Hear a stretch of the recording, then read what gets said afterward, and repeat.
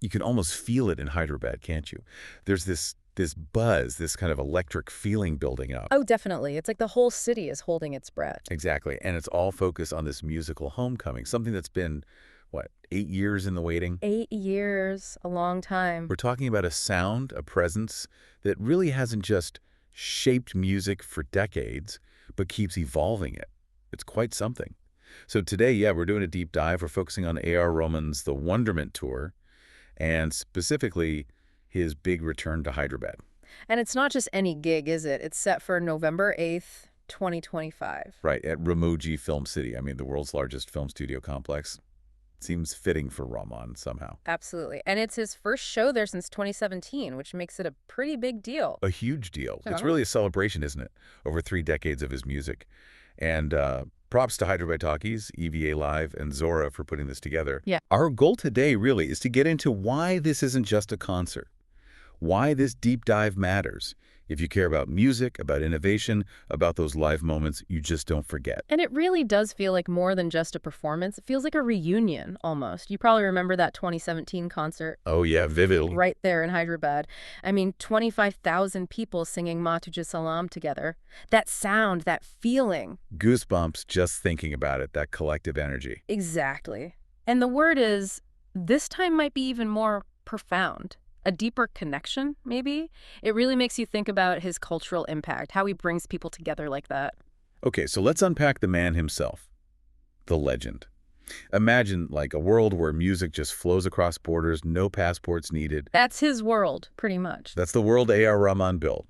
We know the name now, obviously, but he Yeah. started out as A.S. Dilip Kumar, born January 6, 1967 in Chennai. Mm-hmm. And his beginnings, well, they're really something. Picture this tiny kid, just 4 years old, finding his way around a piano. Inherited talent, right. His father, R.K. Shikhar, was a composer too. Yay, young Dilip used to tag along to the studio, soaking it all in. But then, tragedy hit. He lost his father when he was only 9. So young. That must have been incredibly tough. Immense. And you get this sense that music became more than just a gift then. It became like his anchor, his solace. A lifeline. And it's around that time his family converted to Islam, and he became Al-Raka Rahman. His path wasn't exactly straightforward either. Dropped out of school, Madras Christian College, higher secondary, to just go all in on music with a band. Which takes guts. Totally. And here's the kicker. His first real composing gigs weren't for movies. They were jingles. His very first one was for Allwyn watches back in '87. Huh. Seriously. From watches to Oscars. Right. Who knew? And soon after, he sets up his own studio, Panchathan Record Inn, literally in his backyard. Now it's one of the top studios in Asia. Amazing. And if you connect those dots, his early life, the music around him, that personal journey, it all feeds into that unique sound he had. That blend. That perfect blend, yeah, of Eastern roots and Western techniques. Yeah. It's not just mixing, it's creating something totally new. That's what makes him stand out. Definitely. And then came Roja in 1992 with Mani Ratnam. Yeah. That just changed everything, didn't it? Oh, absolutely blew the doors off. Redefined film music in India, basically.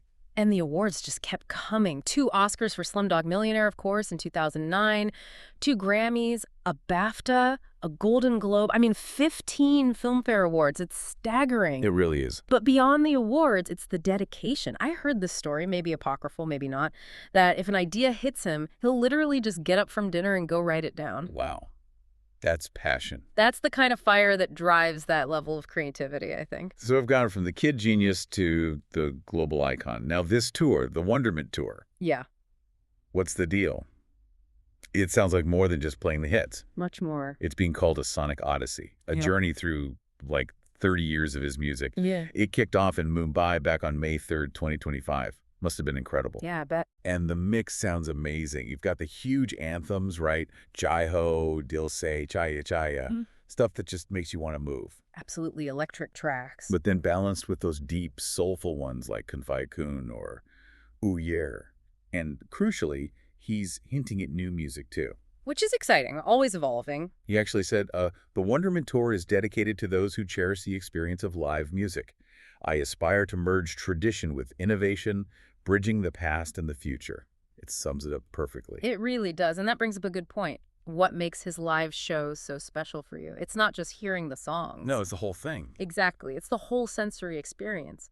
His concerts, they're famous for the incredible stage design, the visuals that aren't just pretty pictures but part of the story. Mesmerizing. That sound, that signature sound. How he weaves together, say, traditional Indian instruments like tabla or flute, samples them maybe, but then layers them with synths and a live orchestra. It's multi-dimensional. It fills the space in a unique way. It does, and he's always pushing boundaries. He said something once like, he has a 3-year policy. After 3 years, he gets bored, wants to do something new. Keeps it fresh. Which means every concert feels unique. New arrangements, different visuals, maybe surprises.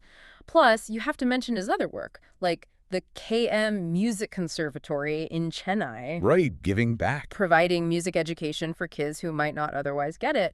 And the Sunshine Orchestra Project, giving them a real platform.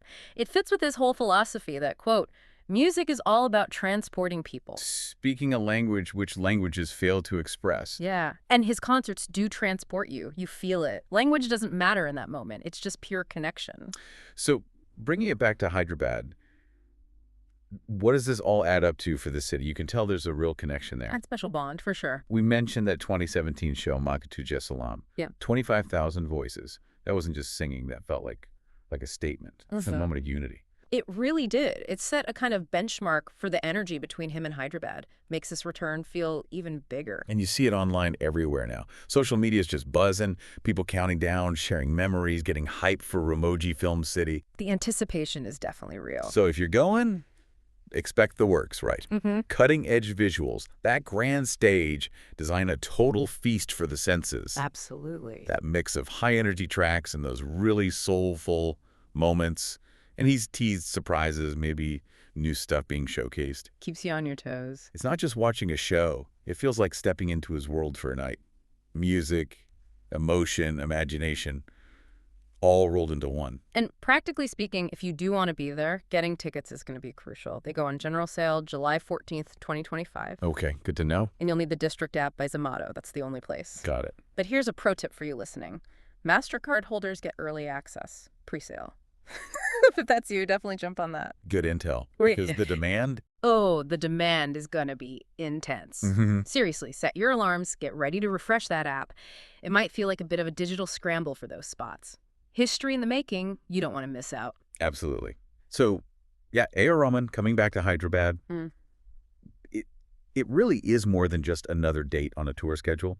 It feels like a proper musical homecoming. It does. A chance to see a true living legend do what he does best, and honestly, just be part of a night that people will be talking about for ages.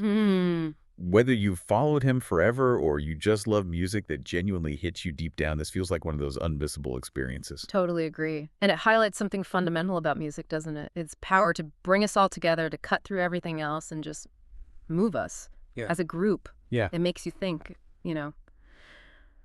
How does sharing music like this in a huge crowd connect you not just to the artist's ideas, but maybe unlock something inside yourself too, some feeling or memory you didn't expect? That's a great point. That shared experience. It's powerful. Like Rahman himself said, and it's a beautiful way to think about it. Music is the expression of the soul. Let's come together and let our souls sing. Perfect way to end it. Let the soul sing.